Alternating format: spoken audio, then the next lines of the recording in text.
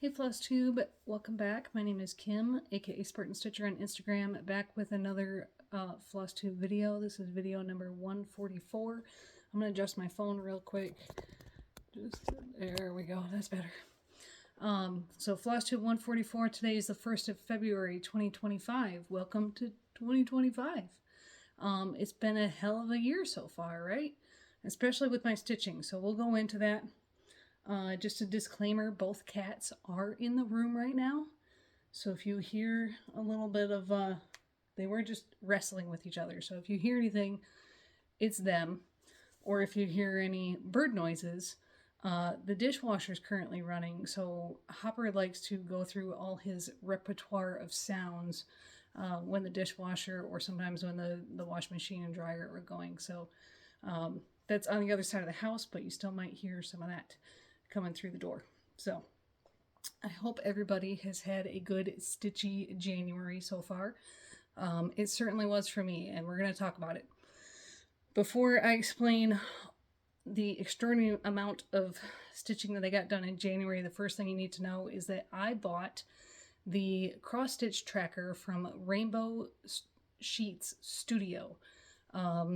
Several people on Flosstube have talked about it. I know Ebony of In Stitches with Ebony made a video on it. Jen, the caffeinated stitcher, crafter, has made a video about it. I'll link those videos below so you can see how it comes in both Excel and Google Docs, how you can use it to track all your stitching. I have been using like a homemade Excel sheet for many, many years, like 2017-ish, to track my own stitching. But normally, let me see if I have one. So normally with each project, I keep just scrap sheet of paper and I put like how many stitches each day I got on it. And I know, for March of what year I started this. I don't remember, Templar. I don't remember when I started that. But anyways, you can see I worked on it 5 days here in January, and those are my amounts.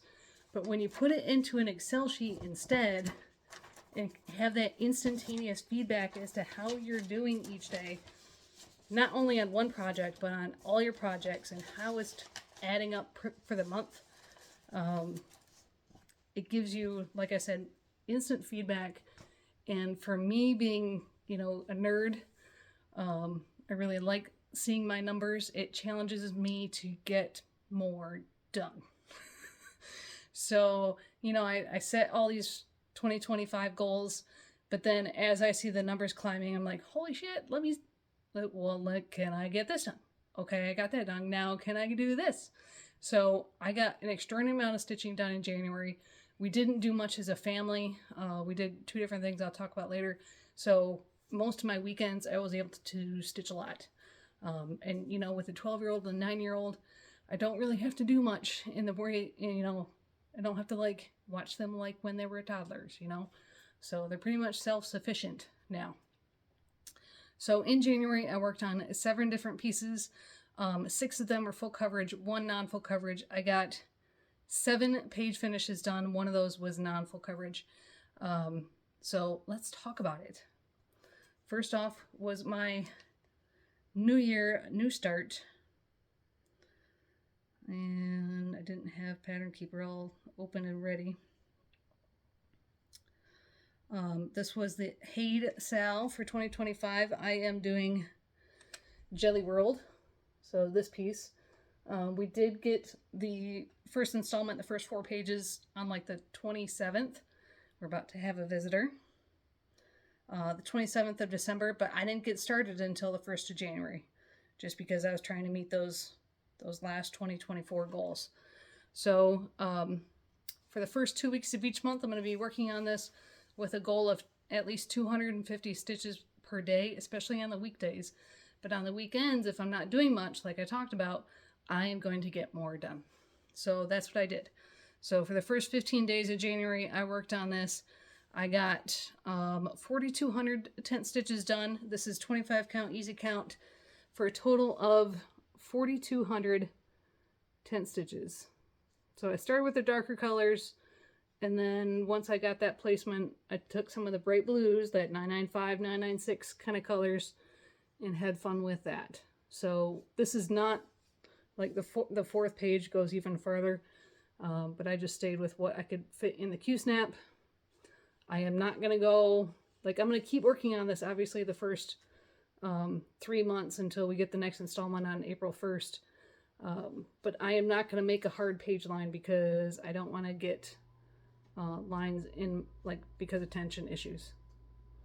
So it'll be a uneven, ragged edge down here as I continue to fill this in for the first 3 months. So that is what Jelly World is looking like. I have not started stitching yet today, but so that one will start getting some progress. Come here. This is Miss Emerald saying hi. She is the larger of the kitties, larger of the sisters. They are now, let's see, they were born in May, February, so that makes them 9 months old? Almost 10 months old? I can't do my math. So February to March, March to April, April to May. Yeah, so soon to be 9 months old. So pretty much fully grown. And we'll see if I need to kick her off the bed because she is smelling at everything. Peridot is also in here. So, okay. I started off January also working on Sunday Delight by Randall Spangler. This is my focus on a finish for the year. All I have to do is these last 4 pages up here at the top left corner. So I think I worked on it 12 days and I got a page done. I put in 8,476 tent stitches. This is 25 count Lugana ungridded, and there is the whole piece. So the page I got done is right there. Background, a little bit of the silverware and the dragling's head. He's got some ice cream on his head because he is in the bucket of ice cream. So there we go.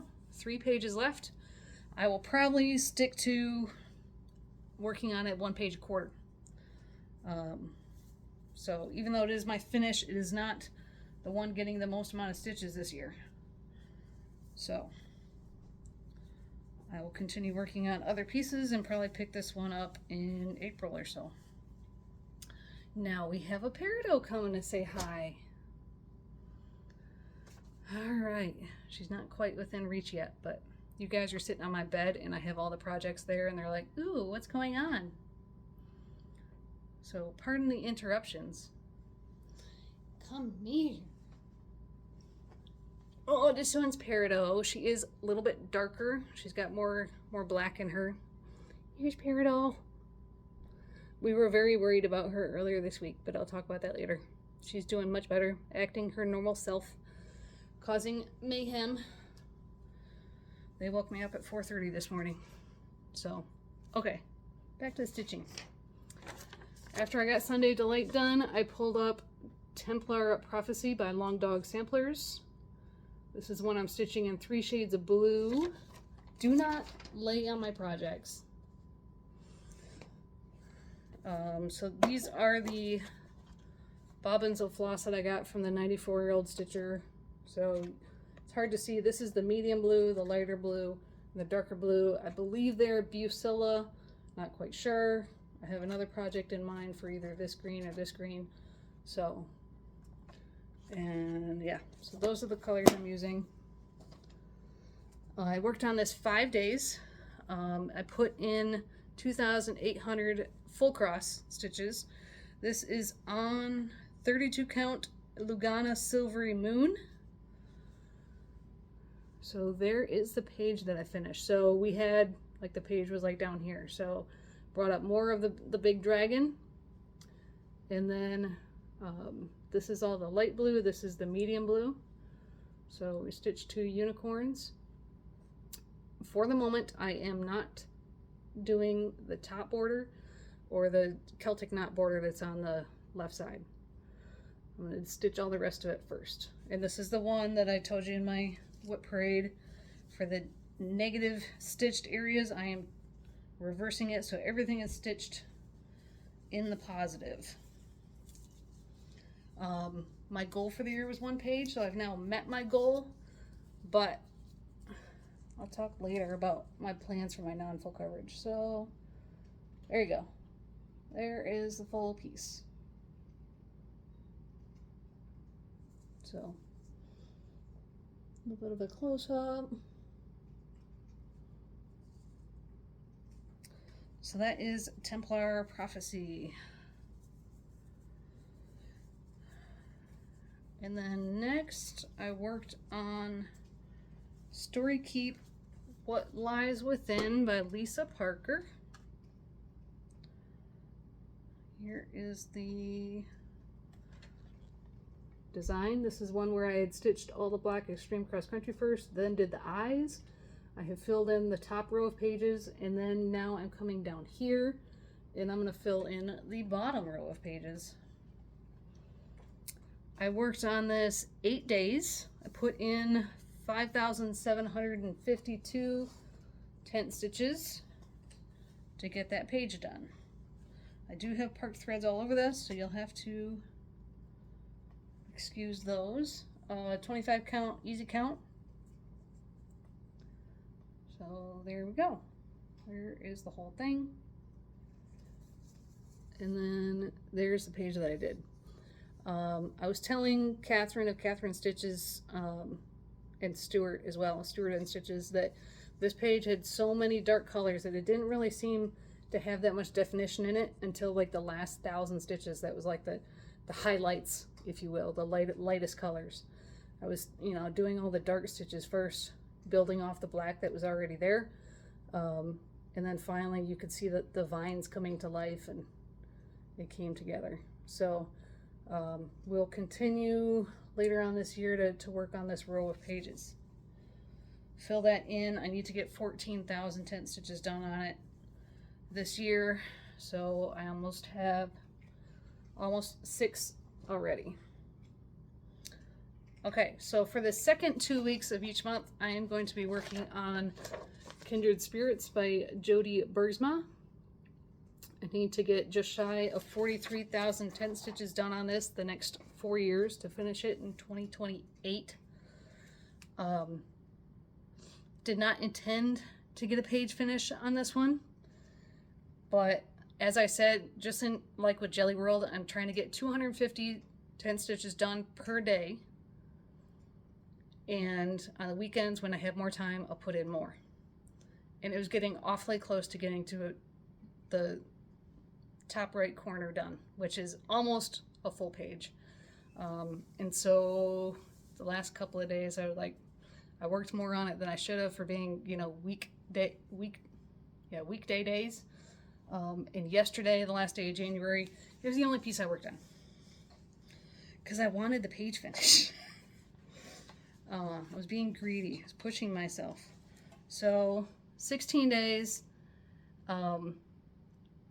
I added up my numbers manually and I must have missed a day in there because according to what the Stitchy tracker had on the Excel sheet, I was over like almost 300 off. So what I posted on Facebook and Instagram earlier was incorrect. I did over 6,000 tent stitches on this in those 16 days. So I finished that top right page for all the background and the tip of his other ear. And there is the whole piece. So I took the quantum frame apart so I could scroll down and start working on the next row of pages. I was originally doing this one in diagonal pages, but now I'm just sticking with what fits in the scroll frame that I can access with the least amount of moving. So I'll work on those last 2 pages of the second row next. We will still not see his eye. The second row just has his forelock and more ears and a little bit background, obviously. So we will not see his eye with the next row of pages, but with my estimate that I'll get 6 pages done this year or thereabouts, we will get to see his eye eventually, just not next. So that is Kindred Spirits. And then almost every single day this month, I worked on Ready for an Adventure by Sir Kai, charted by Stitches So Beautiful. I told you in my whip parade that the participant chart for doing their January challenge was like a fairy light forest. I'll show it to you once Valerie emails it out. So my oldest daughter really liked it. I really liked it. So I figured I'd work more on Ready for an Adventure. So I started this one the 1st of December of last year. So now I have worked on it almost every single day for 2 months. So I will not be doing the February challenge. I'm putting this one down for a bit. So the progress I'm about to show you is everything that's been done in 2 months. In December, I had gotten 6,000 tent stitches done. And I was like 35 stitches shy of doing that exact same amount, which is pretty good considering I got into the dragon, which was a lot more confetti. So let me show you that one.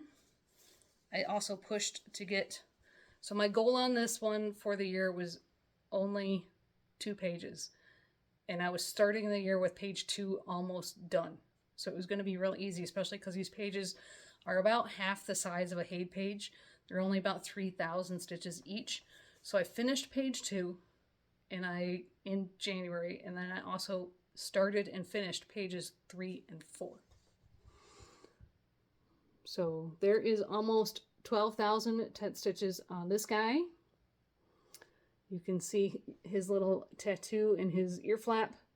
And then this is the skin of his ear coming down. It looked kind of wrinkled. That's where the most of the confetti was at. You can see exactly just how many colors I was using. So this is 28 count, easy count. Again, 2/1 continental tent stitch. So that is Ready for an Adventure. So goal met on this one. It will probably come back out later this year depending on the rest of her monthly challenges, which she's now calling Sal's. I have seen the one for February. You can still sign up through the end of today. It is more of a Valentine's type theme. It's got a bunny rabbit with a heart and some roses, I believe. So lots of lighter colors in it. So that is the chart for February. Again, if you're interested, go to the Stitches So Beautiful business Facebook page. They do have a link to it in their Facebook group, but the sign up post is on the business page. So, okay, then I was left, after I got the page done on What Lies Within, I still had like 5 days left of the month. Now, I was focusing to get those pages done on Ready for an Adventure and Kindred Spirits, but I still had some free time. And so I pulled out my Spangler Book Club Sal and put in 3 days worth on my medieval history. So again, we're using up the small pieces of easy count or whatever fabric you have left that are too small for other pieces. You can pick either the dragon bookshelf, cat bookshelf, or dog bookshelf and pick one of these books. There's really easy to separate them because there is spacing between all of them. So I am stitching this medieval history, Knights and Dragons by I Am King. So that's the one I'm starting with, this guy right here. So 3 days, I put in 1,352 tent stitches. Again, 25 count, easy count. I had like 900 on here before from starting it last year. So lots more blue. It went really fast because it's just a lot of blue right now. So that's what I was doing on that one. Goal is 1 page. I'll just probably use this as a filler just like I did in January for whenever I have a few days, and just keep chipping away at this one. So hashtag Spangler Book Club Sal on that one. And that is all 7 pieces. I stitched every day. Now,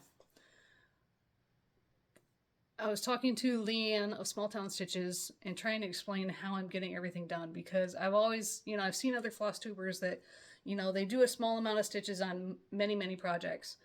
And it always, like, my common sense seemed to me like, yeah, you get progress done that way, but you're trying to squeeze so many pieces into a short amount of time, you're not going to get as much progress as if you only worked on 1 or 2. Now, I worked on just about 2 pieces every day last year, and I still got a decent amount of progress. So doing the Stitches So Beautiful challenge and, putting in at least so let me pause. In December, for the December challenge on Ready for an Adventure, I was trying to do half an hour worth of work every single day. This month, I wanted to do 110 stitches on the weekdays, but then I could do more on the weekends, and my goal was 1,010 stitches a week, because we have to post weekly pictures for that challenge. Of course, I overdid that, but I'm like, in December, I only worked on 3 pieces each day for 10 days as I was finishing up Friends Forever. So it wasn't as challenging because it was only 10 days out of the 31. This time I was working on 3 pieces almost every single day for the entire month. But I explained it to Leanne, and it's like when you go out to a restaurant to eat, normally when you eat dinner at your house, you eat, what you consider a normal portion. But when you go out to eat, sometimes you end up eating an appetizer, then you got your main dish, and sometimes you even go for your dessert, right? And so you're trying to enjoy each course to its fullest. You might end up eating more than you probably do end up eating more than you normally do, but you're stretching yourself to enjoy each whip. So it's like that when you're working on 3 different pieces a day. So I was working on Jelly World first, then I'd put in the way that our evenings flow here at home is, I come home from work, we have dinner, I work on those 2 pieces, the smaller pieces, so like Jelly World or Kindred Spirits, and then Ready for an Adventure while the girls are still awake. And after they go to bed and I move from the main part of the house into the bedroom because Hopper goes to sleep, then I work on the main part, the main whip. So Sunday Delight, Templar, What Lies Within, those pieces. Medieval and the dragon. So I hope that kind of explains how I was dividing parts of my day. There were days like whenever during the week when we go to the barn and go see Spencer, obviously I wouldn't have as much time then because we get home about 6 o'clock, still have to do dinner. So those days wouldn't be as productive. But I can tell you, so for my stitch count for January, full coverage, 10 stitches, I got 31,809 10 stitches done. That's over an average of 1,000 stitches per day. Non-full coverage, the only piece was Templar, and I did that 2,800 stitches. My lowest day, I can now, because I'm using this Excel sheet, I can see it very easily. My lowest day is a day that I had a headache. I only worked on Jelly World, and it was 233 10 stitches. My highest day was a Saturday when we had nothing going on, and it was just shy of 3,000 10 stitches. 15 out of the 31 days had over 1,000 stitches. And I can't differentiate in that whether it was, 10 stitches or full cross because they all link together on the sheet. So I'm enjoying, the nerdiness of being able to see my numbers. I think it is pushing me to get more done. So again, I will link the videos below from Ebony and Jen on that Stitchy tracker if you are interested in using Excel or Google Sheets to see your own numbers. So for doing in terms of haul, for doing the December Stitch Is So Beautiful challenge, the participant chart on this one, I did not have it in time for the whip parade, I don't think. So this was the one that I got for completing the December challenge. So Stained Glass Peonies and Bee by Ivy Cottage Home. So you can see their stitch count is 320 by 400. It's got 124 colors. And it looks good in Pattern Keeper. So I will show you next video what that Fairy Light Forest one chart will be. The other thing, my other piece of haul, you know, because Christmas money, is I bought a complete set of CXC floss, because I've been hearing everybody talk about it and how it's a whole lot cheaper, it's fuller than DMC. So I went on to AliExpress and I bought a whole set of DMC or CXC for $19. Shipped it here. Then I went on Amazon and I bought 500 bobbins, because I'm a bobbinator. What I didn't realize that I'm grateful that happened is the bobbins that I got are like these clear frosted ones, and the ones that I have on my master set of DMC are all white bobbins. So besides their label being different, because I cut off the number off the label and tape it to the bobbin before I wind the floss on it, the color of the bobbin is also different. So I'm never going to get them mixed up. So it came in 3 packages like this. So there's the one label. I got 3 packages. I have started bobbinating it. It's the one I've got open. And then I went onto Amazon too, and I bought my double-sided floss box to store it all, so I can store my CXC separately from the DMC. And I know from having, working with DMC enough years, I could just tell by winding them onto the bobbins and how full it is on the bobbin that it's a thicker floss than DMC. So it just takes up more space.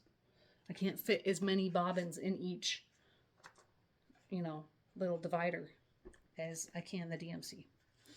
So I will slowly keep working away at this. And then I was talking to Julie from Stitching at the Cabin. I'm like, well, this means I need to start something, right? So I can try a new project with CXC floss. I need to have a new start, right?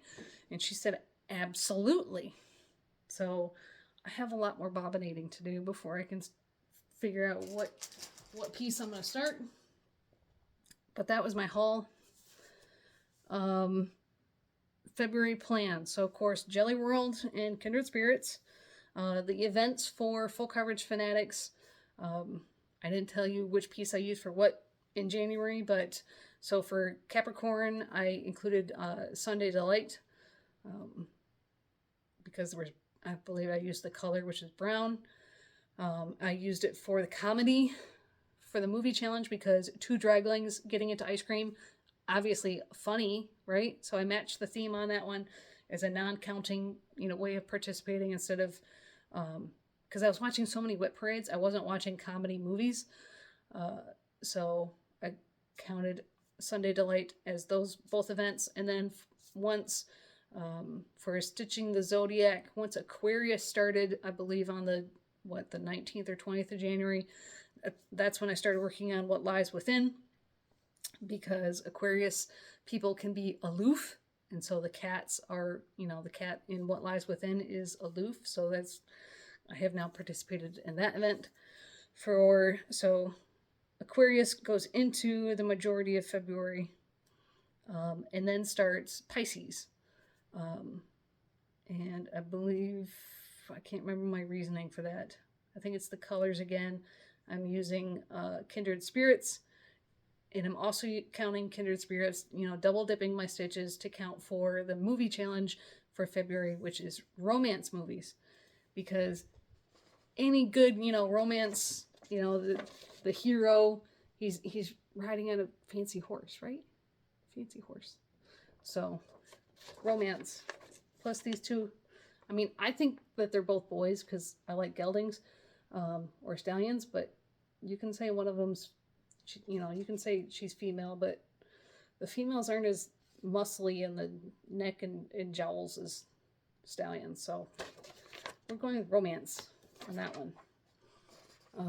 And I might watch some romance movies along with that one. So Jelly World, Kindred Spirits.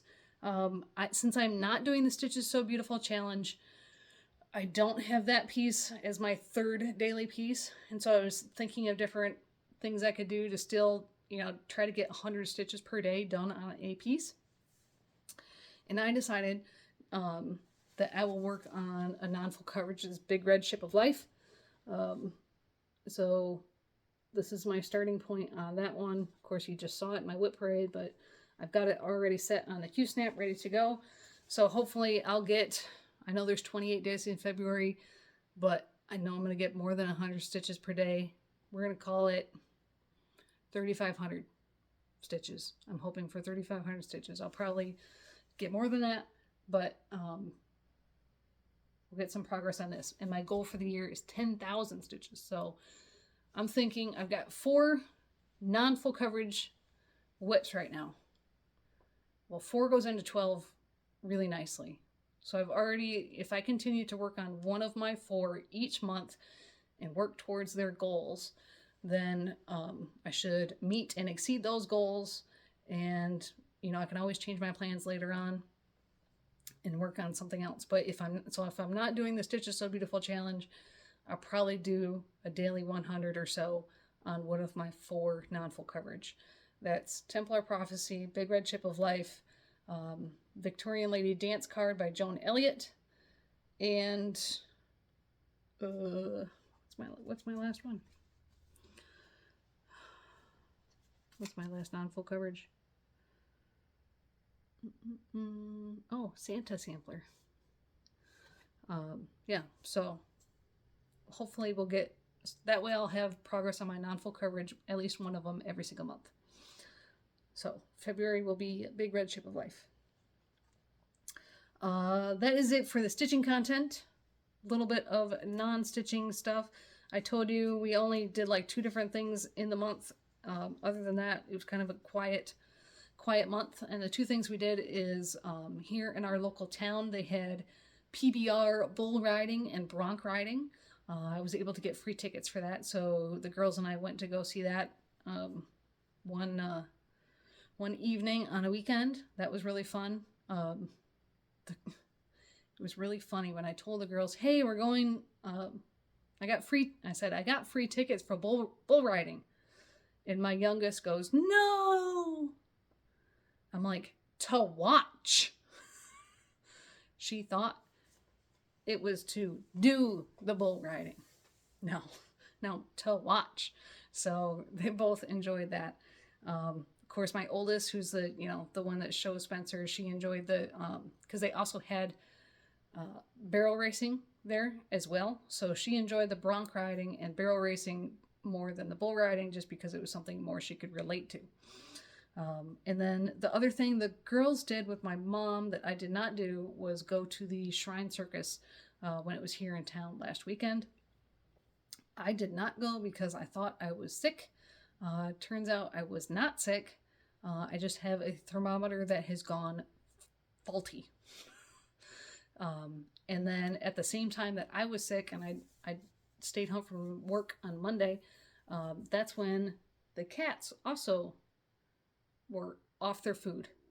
And Peridot, like, they're both very out, even though they've kind of hidden now. They're still in the room. They're very outgoing.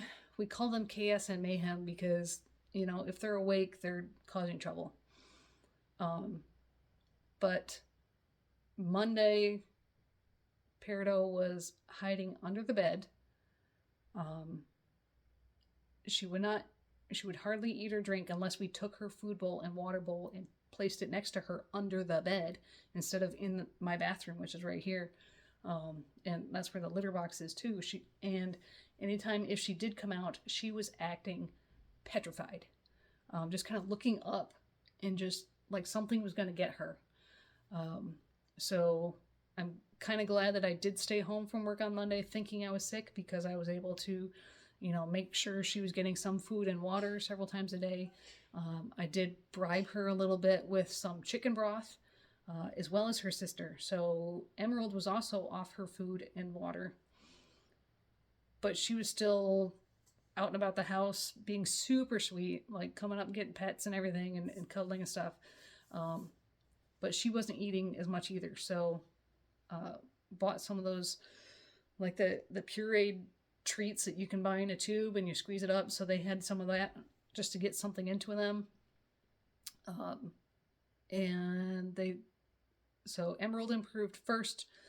Peridot slowly kept improving. And then Thursday when I came home from work, she was back to herself.